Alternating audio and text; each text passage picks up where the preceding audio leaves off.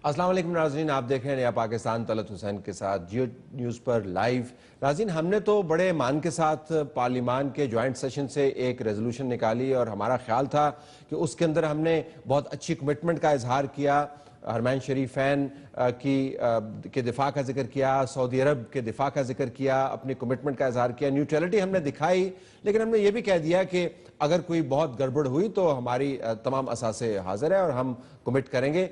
लेकिन शायद ये पैगाम हम पहुंचा नहीं पाए। यूएई के वजीर ने जो ट्वीट किया वो आज सारे अखबारात में छपा हुआ है। उन्होंने पाकिस्तान के बयान को मुतजाद करार दिया। लेकिन उससे भी बड़ी बात आज चौधरी निसार अली खान ने जो बयान दिया, जो यूएई के मिनिस्टर के बयान के ऊपर है, वो इस अमूमी बहरान को ज़रा एक दर्जे आगे ले जाता है। चौधरी निसार साहब ने फरमाया कि इमारती वजीर की धमकियाँ सितम ज़रीफ़ी ही नहीं, लम्हा फ़िक्रिया भी हैं। और उन्होंने जिक्र किया कि पाकिस्तान के अवाम जो हैं वो सऊदी अरब और यूएई के लिए बरादराना जज्बात तो रखते हैं यकीनन, लेकिन ये जो बयान है सफ़ीर साहब का, इस सफारती आदाब के मुनाफी है। हम आपको बताते चलें कि कल जब ये ट्विटर पे बयान आया था और 5-6 ट्वीट्स उन्होंने किए थे, उसके बाद जो वजारत खारजा की स्पोक्स पर्सन है तस्नीम साहिबा, उनसे रब्ता किया गया तो उन्होंने कहा कि ये ऑफिशियल बयान नहीं है, जब ऑफिशियल बयान पहुंचेगा तो तब उसके ऊपर रद्द-ए-अमल हम देंगे। अगरचे दुनिया भर में ट्विटर जो है आजकल ऑफिशियल बयान का जरिया ही समझा जाता है, लेकिन अब ऑफिशियल बयान हमारे सामने आ गया। तो हमने क्या गलती की, आज अपने पैनलिस्ट से पूछेंगे। हमारे पास मिफ्ता इस्माइल साहब मौजूद हैं जो चेयरमैन है बोर्ड ऑफ इन्वेस्टमेंट के, और यूएई एक बहुत अहम मुल्क है, इनको बेहतर पता होगा कि ये मामला अगर बढ़ गया तो हमारा नुकसान क्या हो सकता है। उनके बराबर में हमारे पास इम्तियाज़ गुल साहब हैं, दिफाई तजिया निगार हैं, एग्जीक्यूटिव डायरेक्टर हैं centre for research and security studies, और प्रोफेसर मोहम्मद इब्राहिम साहब जमात इस्लामी की तरफ से फॉर्मर सेनेटर हमें ज्वाइन कर रहे हैं। तीनों मेहमानों का बहुत शुक्रिया। मिफ्ता साहब, आपको शौक लगा, आप सरप्राइज हुए होंगे जब आपने ट्वीट्स देखे, आउट ऑफ द ऑर्डिनरी थे या नहीं? थोड़े से आउट ऑफ द ऑर्डिनरी थे, या आउट ऑफ डिप्लोमेटिक प्रोटोकॉल्स शायद कह सकते हैं। लेकिन जैसा कि हमारी वजारत खारजा ने कहा कि this is not an official response, उनके junior minister of state, junior minister of foreign affairs ने बयान करे हुए थे। और ये हमारे सोशल मीडिया में भी जो लोगों ने लिया था वो एक बड़ा वन साइडेड रेजोल्यूशन को देखा था। रेजोल्यूशन एक्चुअली जो था वो काफ़ी बैलेंस था। हमने ना सिर्फ यमन की सिविल वॉर में न्यूट्रलिटी का ज़रूर जिक्र किया था, लेकिन हमने साथ साथ ये कहा था कि हरमैन शरीफैन के अगर तकद्दुस पे कोई आँच आती है तो हम हाजिर हैं, और सऊदी अरब की टेरिटोरियल इंटेग्रिटी को भी डिफेंड करने के लिए हमने अज़ाइम शो करे थे। सऊदी इतने नाराज हमें उनकी तरफ से बयान नहीं आया, यूएई की तरफ से आया, ये सिग्निफिकेंट है आपके ख्याल में या नहीं है?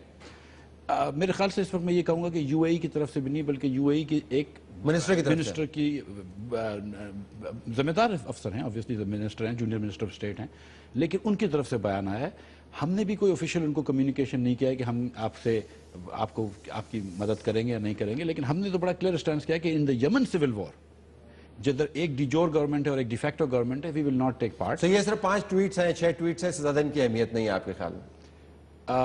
मेरे ख्याल से अगर इसको बेहतरी की तरफ ले जाना है तो इसकी अहमियत नहीं करनी चाहिए। अगर इससे बहरान पैदा करना है तो फिर उसके ऊपर इम्तियाज़ गुल साहब, बहरान पैदा किए बगैर कैन वी से कि ये सिग्निफिकेंट डेवलपमेंट है या नहीं? नहीं, मेरा ख्याल है इतनी ज़्यादा हमें इसको अहमियत नहीं दी जानी चाहिए थी जिस अंदाज में इसका ढंढोरा कल से पीटा गया है।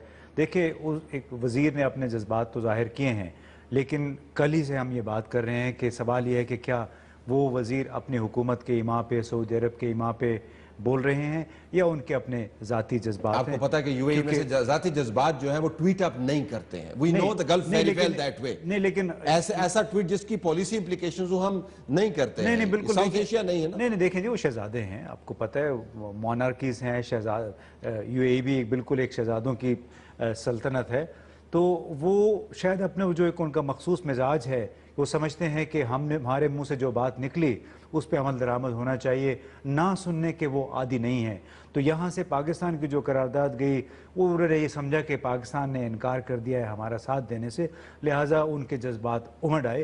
तो मेरा अपना ख्याल है कि अभी भी हम जिस वक्त बात कर रहे हैं, सऊदी वज़ीर पहुँचे हैं और उन्होंने कहा है कि जिस अंदाज में उन्होंने बातचीत की है तो उससे लगता है कि हालात इतने ख़राब नहीं हैं जिस अंदाज में लग रहे थे मुत्तहिदा अरब अमारात के वजीर की तरफ से। अच्छा, जरा इब्राहिम साहब का तजिया लेते हैं। इब्राहिम साहब, इस बात से कतई नज़र के बयान कितना बड़ा है, कितना महदूद है, एक तवक्कुआत आपको नज़र आती हैं गल्फ के ममालिक के अंदर, और तवक्को ये है कि हमारे दोस्त हमारे साथ बिल्कुल गैर मुबहम अंदाज में खड़े हुए नजर आए। शायद ये तवक्कुआत زیادہ ہیں ان کی طرف سے یا توقعات جائز ہیں؟ آپ کی جماعت اور آپ کا تجزیہ کیا ہے؟ طلعت صاحب، حقیقت یہ ہے کہ غیر معمولی حالات میں ہمیں اس بات کی توقع رکھنی چاہیے کہ غیر معمولی باتیں ہوں گی اور اس پہ ہمیں صبر کے ساتھ اور حوصلے کے ساتھ اس کو سمجھنے کی کوشش کرنی چاہیے. جس طرح میرے دوستوں نے کہا مجھ سے پہلے کہ شاید ہمارے پارلیمنٹ کی قرارداد ان کو صحیح طریقے سے نہیں پہنچی ہے، gap in communication, miscommunication ہو سکتی ہے، ان کو سمجھانے کی بھی ضرورت ہے اور غیر معمولی حالات میں ان کی طرف سے اس طرح کا رد عمل سامنے آ سکتا ہے. ہمیں اس پہ فوری ری ایکٹ نہیں کرنا چاہیے، سمجھانے کی کوشش کرنی چاہیے. اور یمن کی لڑائی میں یقیناً کسی بھی اسلامی ملک کے اندر لڑائی اور مسلمانوں کی باہمی لڑائی مسلمانوں کے فائدے کی بات نہیں، مسلمانوں کے دشمنوں کو فائدہ پہنچے گا. اس میں اگر ہم کوئی مثبت کردار ادا کر سکتے ہیں، جنگ کے شعلوں کو ٹھنڈا کر سکتے ہیں، اس کے لیے ہمیں آگے بڑھنا چاہیے. اور ہم یہ سمجھتے ہیں کہ پاکستان اور ترکی مل کر یمن کے مسئلے کے حل میں بھی اور امت مسلمہ کے دوسرے مسائل کے حل میں بھی مثبت کردار ادا کر سکتے ہیں. اس کی طرف ہمیں بڑھنا چاہیے اور ہماری بات اگر نہیں سمجھی گئی، مس انٹرپریٹ ہوئی تو اس کو سمجھانے کی کوشش کریں. اس کے اوپر ذرا واپس آتے ہیں مفتی صاحب، ایک یہ بھی زاویہ ہے اور ہمیں اس کو ڈیبیٹ کرنا چاہیے کہ ہماری جو رولنگ کلاس ہے اس کے بعض ممالک کے ساتھ تعلقات بہت گہرے ہیں، چاہے وہ جماعتوں کی بنیاد پر ہوں، چاہے وہ ذات کی بنیاد پر ہوں، چاہے وہ کاروبار کی بنیاد پر ہوں، چاہے فزیکل پریزنس کی بنیاد پر ہوں. کہنے کو تو ہم ریاستوں اور حکومتوں کے لیول پر ڈیل کرتے ہیں، لیکن اتنے جو گہرے تعلقات ہوتے ہیں اس سے بھی ان ممالک کے اندر توقعات بہت بڑھ جاتی ہیں. اب ہمارا اب سمجھیں کہ ہر دوسرا وزیر جو ہے، اور اب صرف آپ کی حکومت کی بات نہیں کریں، تمام حکومتوں کی بات، اور ان کی جو ایکسٹینڈڈ فیملیز ہیں ان کے بڑے گہرے تعلقات ہیں، وہاں پر ان کے گھر بھی ہیں، کاروبار بھی ہیں، رختے بھی ہیں وہاں پہ. یو کے بھی یہی حالت ہے. تو پھر جن کے آپ اتنے مہمان نوازیاں جن کی آپ اٹھائیں گے، فائدہ ان سے اٹھائیں گے، تو وہ توقع بھی یہی کرتے ہیں نا، وہ پھر ریاستی معاملات تک معاملہ نہیں رہتا وہاں پہ. دیکھیں، گھر اگر کی بات کر رہے ہیں تو تمام سعودی اور یو اے ای کے پرنسس کے گھر بھی پاکستان میں ہیں، کراچی میں ہوا، لاہور ہوا، لیکن رحیم یار خان ہوا، دوسری جگہوں پر. تو آئی ڈونٹ تھنک کہ اگر آپ کا گھر وہاں پہ اس سے آپ فورن پالیسی چینج کر دیتے. اور آئی تھنک کہ یہ پارلیمنٹ کی یونانیمس ریزولوشن ہنٹنگ گراؤنڈ میں اور دوسرے گھر میں فرق ہوتا ہے. تو ہنٹنگ گراؤنڈ ہے لیکن مطلب یہ محلات ہیں جو بھی آپ کہہ لیں. میرا یہ نہیں خیال ہے کہ فورن پالیسی اس ملک کی جو ہے وہ ہم اس لیے ڈائیورٹ کر دیں گے کہ کوئی پرٹیکولر آدمی کا گھر کہیں ہو. میں توقع کی بات کر رہا ہوں، اس طرف جو توقع ہے کہ پورے پارلیمنٹ کا یونانیمس ریزولوشن تو اس بات کی دلیل ہے کہ ایسا نہیں ہوا ہے. ہم نے جو پارلیمنٹ میں بات کری ہے وہ یہ ہے کہ یمن کی سول وار میں ہم نیوٹرل ہیں، لیکن اگر بات حرمین شریفین تک آ جاتی ہے تو پھر our neutrality ends. Then everybody knows which side of the war we stand on. I think یہ بات بڑی کلیئر ہونی چاہیے. اسی لیے ہم لوگوں کو یہ ہے کہ دیکھیں سعودی عرب سے ہمارے بڑے دیرینہ تعلقات ہیں، بڑے اچھے تعلقات ہیں. جس دن میاں نواز شریف نے 1998 میں جب نیوکلیر ٹیسٹ کیا تھا، اس کے دوسرے دن فیصل اسلامک بینک نے ایڈ لی تھی اخباروں میں، وہ رائل فیملی سے ان کا تعلق ہے کہ we stand behind Pakistan. So they have stood behind Pakistan, اور ایک ریزنیبل ایکسپیکٹیشن ان کی بھی ہے کہ Pakistan will stand behind them. That is not to say کہ ہم یمن کی سول وار میں چلے جائیں گے، but that we will stand behind them. لیکن ہمارے یہاں وہ ہماری اسٹریٹجک امپورٹنس ہے. Pakistan is a very large country, a nuclear country, the only Islamic nuclear country with a large standing. لیکن ایٹ دا سیم ٹائم ہمیں یہ دیکھنا ہوگا کہ ہم نے بہت سارے ممالک کو بہت زیادہ، امریکہ سمیت بہت سارے ممالک کو پاکستان میں بہت زیادہ انگریس دی ہے. ہم نے معاہدات کے اندر، سیاسی معاہدات کے اندر ان کو بطور ضامن رکھا ہے. ہم نے اپنے معاشی معاملات کی بات نہیں کر رہا، وہ تو ایک اور قصہ ہے. تو لگتا یوں ہے کہ اب وہ کہتے ہیں جی کہ آپ کس طرح ہمیں انکار کر سکتے ہیں؟ How can you of all the people? اب یہ توقع ہے نا وہاں پہ. دیکھیں، ہم صرف اتنی بات کر رہے ہیں کہ یمن کی سول وار میں جہاں پہ ڈی فیکٹو اور de jure government now are two different entities, ہم اس میں حصہ نہیں لینا چاہ رہے. ہمارے پاس اپنے مسائل یہاں پہ بہت ہیں، ہم اس وقت افورڈ نہیں کر سکتے یہ مسئلے میں.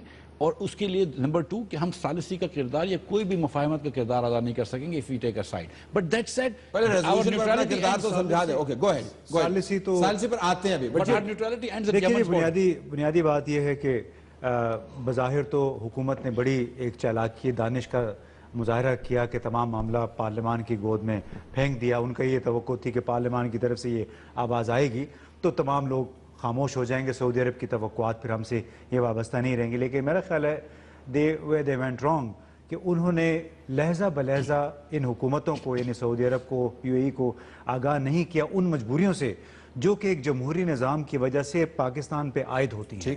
اس میں میرا خیال ہے یہ کمپلیسنسی میں رہ گئے اور اس کا خمیازہ ہو سکتا ہے تھوڑا سا بھگتنا پڑے. ابھی بھی کوئی وقت نہیں گزرا ہے. پرو ایکٹیو ڈپلومیسی اسی لیے کہہ رہے تھے ہم کہ ہمارا فل ٹائم ایک وزیر خارجہ ہونا چاہیے, فل ٹائم نسبتاً نوجوان لوگ ہونے چاہیے جو کہ شٹل کر سکے دوسرے ملکوں کو اگر اپنی اضافہ مجبوری کر دو اس میں بحث کو بڑھانے کے لیے پروفیسر صاحب کے پاس بھی جاتے ہیں ابھی بحث کو بڑھانے کے لیے کہ اگر وزیراعظم پاکستان کے بیانات کو آپ پہلے 2 دن میں دیکھیں تو وہ بڑے غیر مبہم بیانات ہیں. ایک جو سٹیٹمنٹ آیا ان کی طرف سے کہ ہمارے تمام اثاثے آپ کی ڈسپوزل پر ہیں, یہ ان کا سٹیٹمنٹ ہے جو سعودی عرب کی آفیشیل ایجنسی کی طرف سے گیا.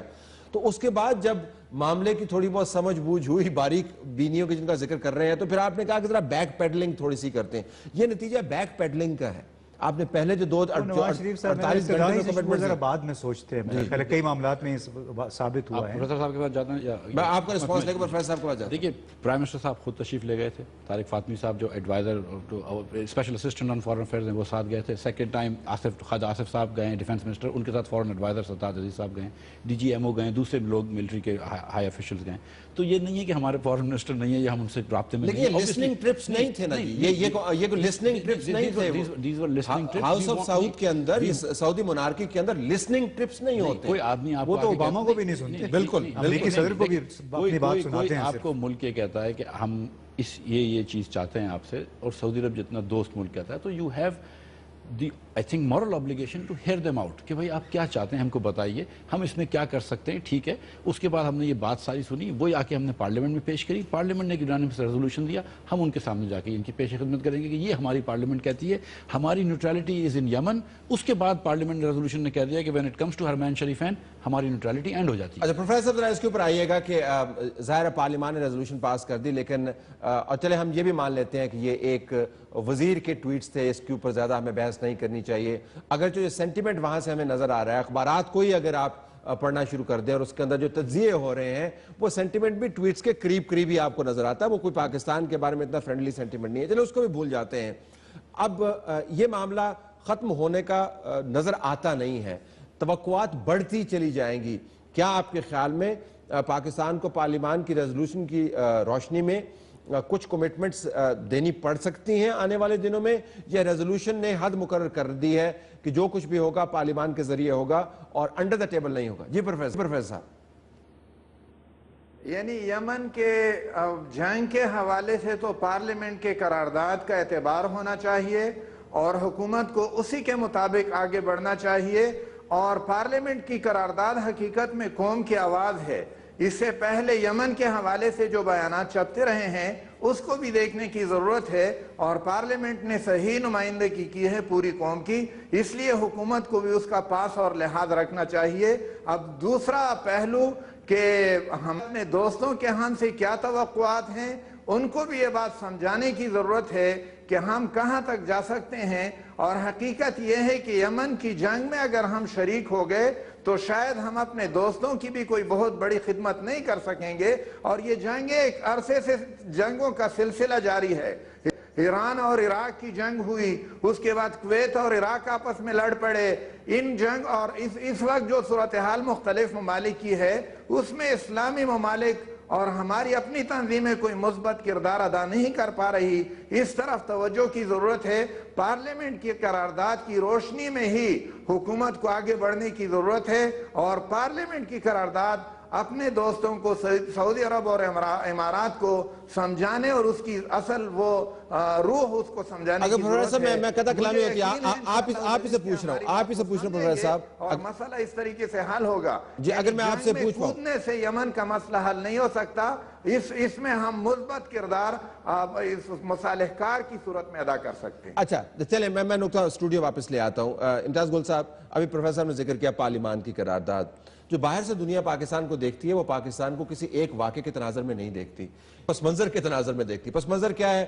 آپ نے پارلیمان کے سیشن میں سے قرارداد نکالی ڈرونز کے اوپر, پھر کیا ہوا؟ دنیا دیکھ رہی ہے, سوچ رہی ہے کہ جی پارلیمان کی بڑی آپ نے قرارداد نکالی.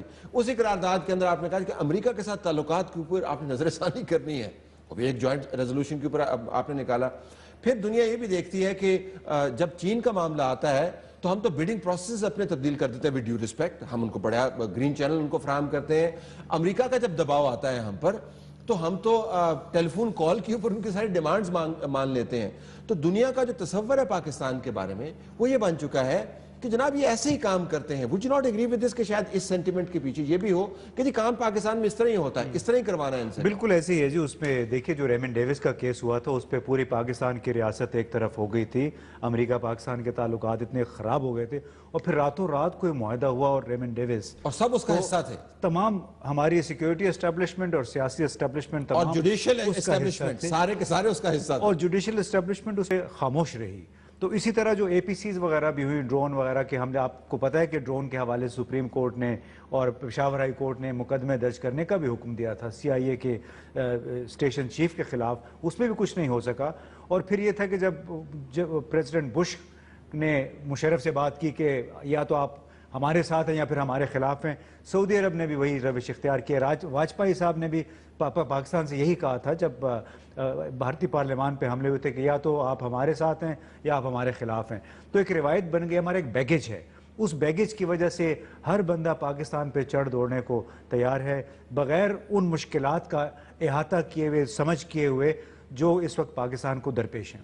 یہ ہمارا ماضی جو ہے اتنا تابناک نہیں ہے معذرت کے ساتھ. تو اس وجہ سے لوگ کہتے ہیں کہ آپ نے کدھر سے سٹینڈ لے لیا بھائی. آپ تو علاج کروانا ہو آپ کو تو آپ کا صدر جو ہے وہ ہمارے خصوصی جہاز کے اوپر ہمارے ہسپتالوں میں آتا ہے. آپ کے یہاں پہ بحران ہو تو ہمارا خصوصی جہاز جناب وزیر اعظم صاحب کو یہاں سے نکال کے لے کے جاتا ہے.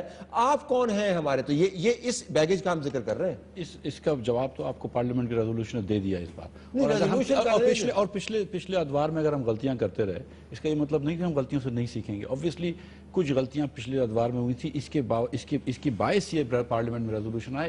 اسی کی وجہ سے جتنے بھی سیاسی پارٹیز تھی, رائٹ پہ تھے جماعت اسلامی, جے یو آئی, اور لیفٹ کی پارٹیز, سب نے اس بار کو سوچا ہے کہ اس طرح let's not get into this, اسی طرح یمن کی کانفلکٹ میں نہ پڑ پڑیں, ایک اور افغانستان کی طرح مسئلہ نہ کھڑا ہو جائے. تو آئی تھنک اس کی وجہ سے ہم چیسنٹ ہو گئے, اس کی وجہ سے ہم تھوڑے سے ڈر گئے ہیں کہ ہم کبھی کبھی بغیر سوچے ہم نے ماضی سے ناطا تھوڑا سا توڑا ہے یا کم سبق حاصل کیا ہے, جو کہ ایک زندہ قوم کی نشانی ہے کہ غلطی کرے گی لیکن اس کے کچھ سیکھے گی. ایک بات آپ نے ایک ریزولوشن سے قوم زندہ ہو جاتی ہے,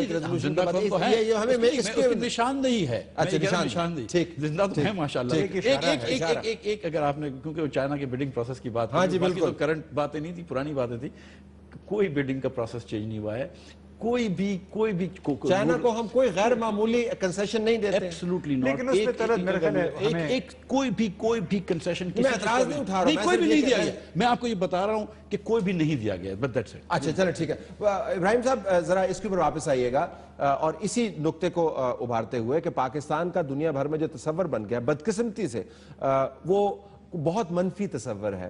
وہ تصور یہ ہے کہ ریاست اور حکومت دباؤ تلے آ کر باتیں مان لیتی ہے. تصور یہ ہے کہ پبلک پوزیشن ہماری کچھ اور ہوتی ہے, پرائیویٹ پوزیشن ہماری کچھ اور ہوتی ہے. اور ویکی لیکس کے اندر تو بڑا واضح انداز سے ہم نے دیکھا کہ جناب ڈرونز کے خلاف ایک پرائم منسٹر کہہ رہا ہے ہم بات کرتے رہیں گے اور آپ بے شک دھڑلے سے ڈرونز مارتے رہیں. یہ ویکی لیکس کا حصہ ہے. تو دنیا کے سامنے جب ہم قرارداد کی بنیاد پر سٹینڈ لیتے ہیں تو دنیا ظاہراً تو شاید ہم سے کنونس ہوتی ہو لیکن اندر خانے ہنستی ہے. یہ مسئلہ ہے اصل میں. بالکل مجھے اسے 100% اتفاق ہے. مسئلے کی جڑ ہی یہی ہے اور اس میں صرف پاکستان نہیں ہے. پاکستان کے حوالے سے مجھے 100% اتفاق یہ بات درست ہے, لیکن باقی اسلامی دنیا بھی الا ماشاءاللہ سب کا انحصار امریکہ پہ ہے اور اس کی وجہ سے ہم مسائل کا شکار ہیں. ہم اگر امریکہ پہ انحصار ختم کر دیں, آپس میں ایک دوسرے پہ انحصار کرنے لگیں اور خود انحصاری کی پالیسی پہ ہمارے بہت سارے مسائل حل ہو سکتے ہیں. اس وقت مسئلہ یہ ہے کہ اس یمن کی جنگ میں بھی اس وقت جو جنگ جاری ہے, ایک طرف بھی امریکہ ہے, تھوڑی سی گہرائی میں ہم جائیں گے تو دوسری طرف بھی امریکہ شاید ہمیں دکھائی دینے لگے. یہی سلسلہ داعش کے حوالے سے بھی سامنے آئے گا کہ داعش کے خلاف جنگ ہو رہی ہے, امریکی کمان میں جنگ ہو رہی ہے اور پھر یہ بھی بتایا جاتا ہے کہ داعش یہ تو پیداوار ہی امریکہ کی ہے اور امریکہ ہمارے ساتھ اس طرح کھیل رہا اور ہمیں کھلا رہا ہے اور ہم اس کو سمجھنے کی کوشش نہیں کر رہے. ہم امریکہ پہ انحصار ختم کر سکتے ہیں اگر عزم ہو, عزم کے ساتھ یہ بات کریں اور ہم آگے بڑھیں, ایک دوسرے کے کو ہم ہاتھ دیں اور امریکہ سے ہم ہٹ جائیں. ہمارے بہت سارے مسائل خود بخود حل ہو سکتے ہیں, لیکن جب تک امریکہ پہ ہمارا انحصار ہوگا ان مسائل سے ہم دوچار ہوتے ہی چلے رہیں. ذرا ٹورڈز ویری اینڈ امتیاز صاحب, اب یہ نہیں ہونا چاہیے کہ کل ہمیں پتہ چلے کہ اندر خانے حقیقت میں ہم نے کافی فیسیلیٹیٹ کیا. یہ کم از کم یہ نہیں ہونا چاہیے. You have to ensure کہ آپ نے کہہ دیا نا کہ ریزولوشن سے ہم نے ایک تاریخ بنا دی ہے اور ہم فیس ویلیو پہ یقین کرتے ہیں کہ تاریخ بنا دی ہے. مشکل فیصلہ تھا, اہم ممالک ہیں, اہم ترین ممالک ہیں اور ہم نے اس کے اوپر ایک سٹینڈ لے لیا. اب کل کو کچھ اور خبر نہ آئے ہمیں. اب you wouldn't want that to hear that. دیکھیے جی, یہ کئی دفعہ ہو چکا ہے کہ ہم کہتے کچھ ہیں ٹی وی پہ بھی آ کے, آپ بھی کہتے رہتے ہیں, لیکن بعد میں پتہ چلتا ہے کہ اندرون خانہ تو بہت کچھ ہو چکا تھا اور اس سے ایک بار پھر ملک ہی کی سبکی ہوتی ہے. اب وہ جو فارورڈ والی بات ہے, میں تو یہی کہوں گا کہ چاہے جنرل شریف ہیں, چاہے نواز شریف ہے, چاہے عمران خان ہیں, انہیں اب الگ الگ علاقوں کے فیفڈم سمجھنے کی بجائے پورے پاکستان کو اپنا پاکستان سمجھ کے ایک نیا پاکستان بنانے کی کوشش کرنی چاہیے, تمام پاکستانیوں کو ساتھ ملا کے, تاکہ جو بار بار ہر کچھ عرصے کے بعد ہم پہ یہ ہوا سوار ہو جاتا ہے کہ ہماری امداد بند ہو جائے گی, ہمارے لوگوں کو نکال لیں گے, ہمیں اس عذاب سے نکالنے کے لیے ان تمام رہنماؤں کو ایک ہو کے سوچنا ہوگا. آپ اسے اتفاق کرتے ہیں نا, ظاہر ہے. ایران ہو, سعودی عرب ہو, یو اے ای ہو, امریکہ ہو, چائنا ہو, ہمارے مفادات ہمارے پبلک نمائندگان کے ذریعے ہی ریفلیکٹ ہونے چاہیے. اندر خانے کو ڈیل تو نہیں کر لیا باپ جو نے؟ پارلیمنٹ نے کہا ہے کہ یمن میں ہم نیوٹرل رہیں گے, سعودی عرب کی ٹیریٹوریل انٹیگریٹی اور حرمین شریفین کی ٹیریٹوریل انٹیگریٹی کو ہم تحفظ پہنچائیں گے. وہ اس پہ گورنمنٹ فیصلہ, وہی گورنمنٹ کے انسٹرکشنز دے رہے ہیں, اس پہ گورنمنٹ عمل کرے. اس وقت ہم فیس ویلیو پر یقین رکھتے ہیں, یہی ہوا ہوگا. بہرحال امتیاز گل صاحب, مفتاح اسماعیل صاحب اور پروفیسر محمد ابراہیم خان صاحب, بہت شکریہ آپ تینوں کا. ناظرین, ہمارا پروگرام جاری ہے. بلوچستان موضوع بحث بنے گا اگلے حصے میں. Stay tuned.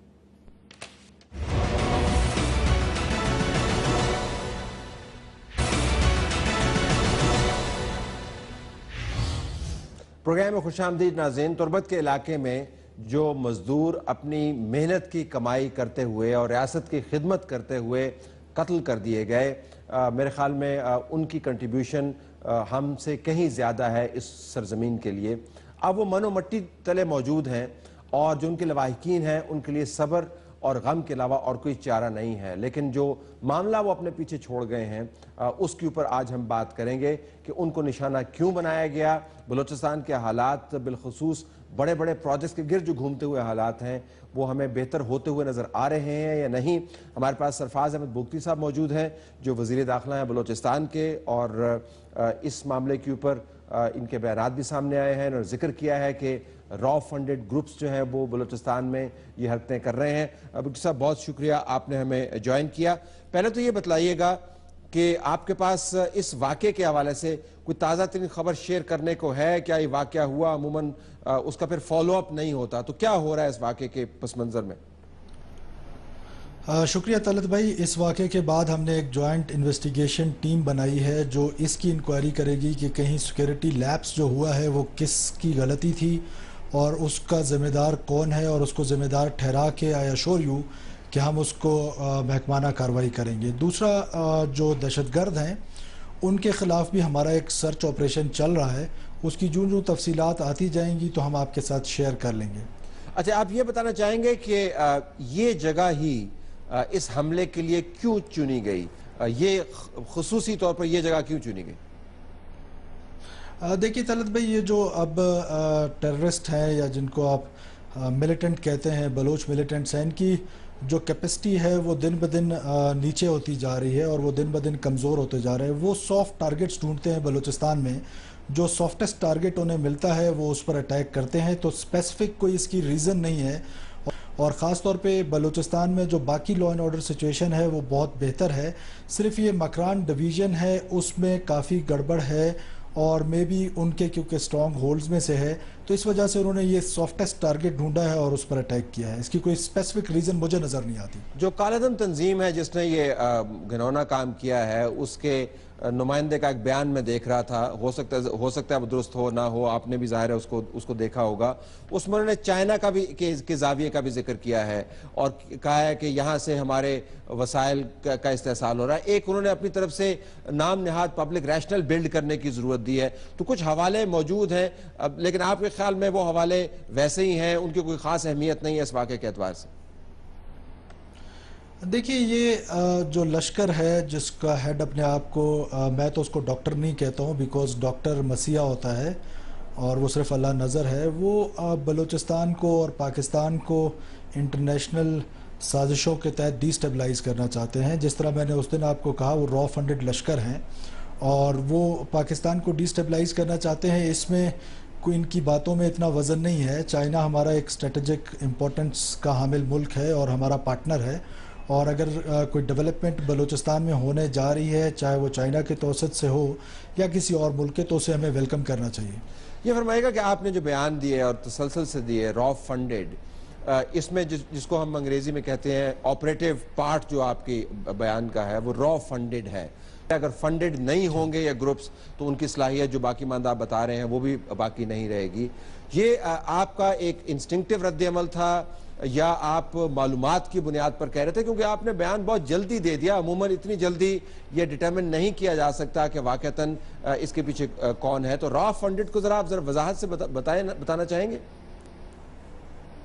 جی دیکھیے, واقعات کی تو بات را فنڈڈ کی میں ضرور کر رہا تھا, واقعے کے پیچھے میں نہیں کر رہا تھا. یہ ایک گروپس ہیں بلوچستان میں جو 4-5 گروپس ہیں اور باہر یورپ میں بیٹھ کے اور دبئی میں بیٹھ کے اور وہاں پہ پاکستان کو ڈی سٹیبلائز کر رہے ہیں.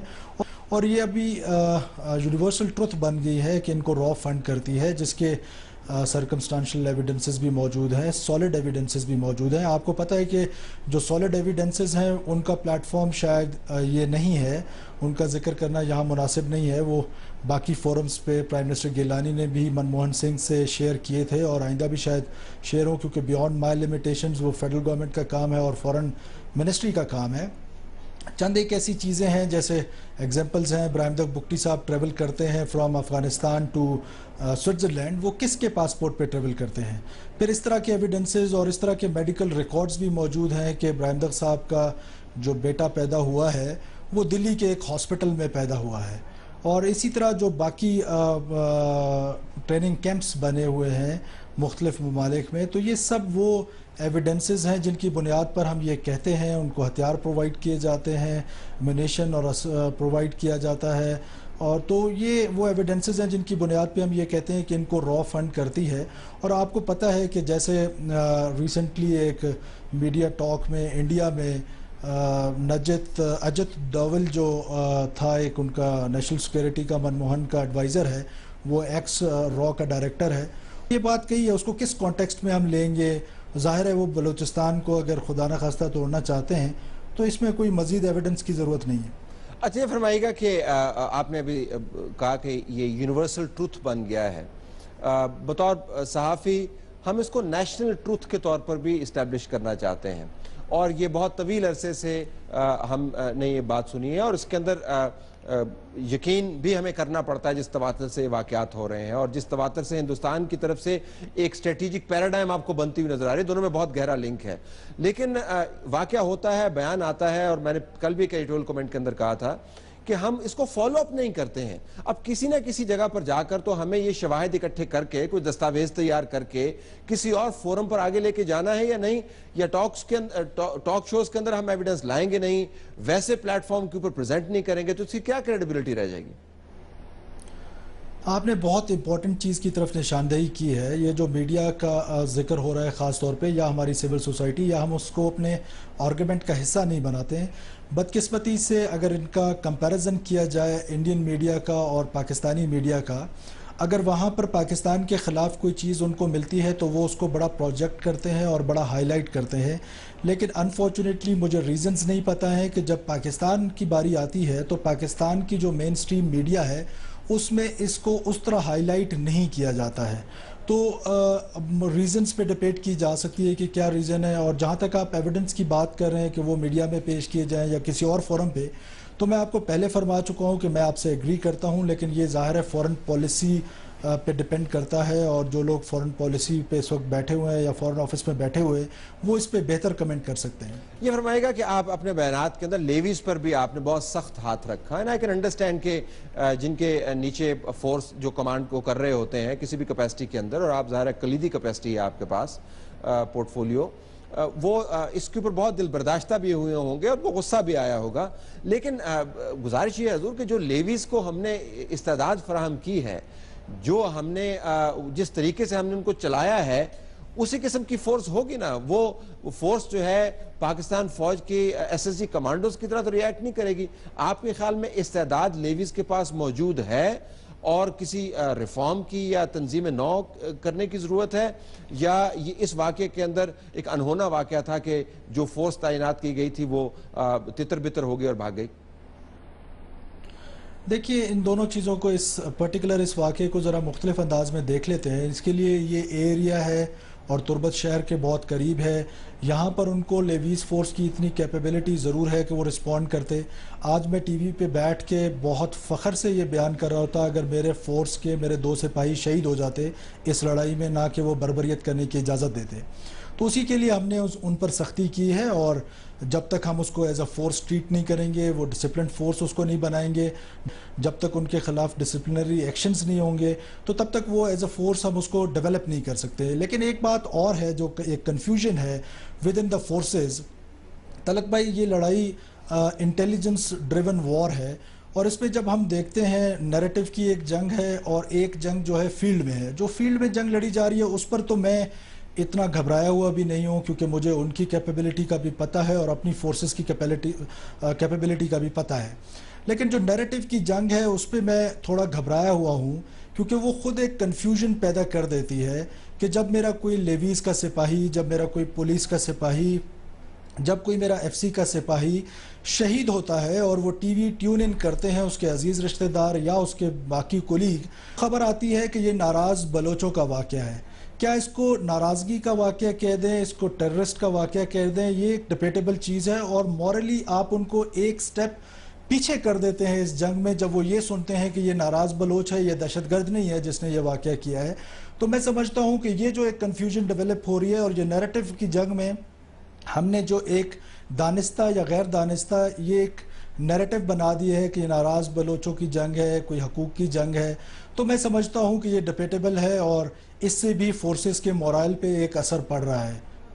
सरफराज बुख्ती साहब, बहुत शुक्रिया आपने हमें ज्वाइन किया। नाज़रीन, सरफराज अहमद बुख्ती साहब हम बता रहे थे कि बलूचिस्तान के इस वाक़े के तनाज़र में उनकी असेसमेंट्स क्या हैं, और उन्होंने बड़े वाज़ेह अंदाज से बताया कि जहाँ तक उनके ओहदे की हद है वहाँ तक वो ये बता सकते हैं कि इसके अंदर हिंदुस्तान का हाथ मौजूद है। इसके बाद उन शवाहिद को किस लेवल पर आगे लेके जाना है ये दूसरे इदारों का काम है। आप नाज़रीन, मीडिया के हवाले से भी बात हुई, उसके ऊपर आप स्टे ट्यून्ड। हम एडिटोरियल कमेंट के अंदर मीडिया के किरदार का जिक्र करेंगे, लेकिन किसी और सियासी ज़ाविये से। ये बड़ा अहम मामला है कि हम अपना काम सही करते हैं, लेकिन लोग हमें देखते किस तरीके से हैं और क्या कर सकते हैं कि हमारा काम सही तरीके से देखा जाए। एडिटोरियल कमेंट इसके ऊपर होगा। Stay tuned.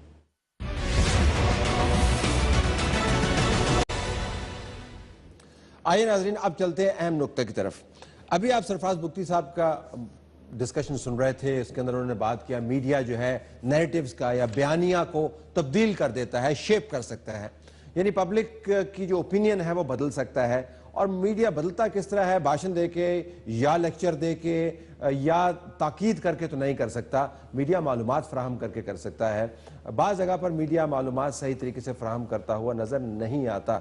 मैं एक मिसाल देना चाहूँगा। हल्का 246 की जो बहस है पाकिस्तान के अंदर, वो एक इस्तारा बन गया है कि मीडिया कवरेज किस तरीके से करता है। कल मैंने जो प्रोग्राम किया उसके अंदर हमने बड़ी कोशिश की कि जमात इस्लामी के कैंडिडेट जो हैं वो भी शिरकत कर पाएँ, लेकिन चूँकि वो रैली की हालत में थे और रैली मूव कर रही थी, वो कैंडिडेट जो है वो शरीक नहीं हो पाए। और ट्विटर के ऊपर और फेसबुक के ऊपर हमें यह रद्द-ए-अमल मिला कि जी आप जानते बूझते हुए इस इलेक्शन को दो जमातों का इलेक्शन बतला रहे हैं, ज़मीनी हक़ाइक़ कुछ और हैं। जमात इस्लामी की रैली आप इस वक्त देख रहे हैं, लाइव शॉट आपको नज़र आ रहा होगा, ये विजुअल्स हैं। यकीनन हम समझते हैं کہ اس حلقے کے اندر اور دوسرے حلقوں کے اندر جہاں پر بڑی جماعتیں موجود ہیں ہمیں متوازن انداز سے کوریج کرنی چاہیے.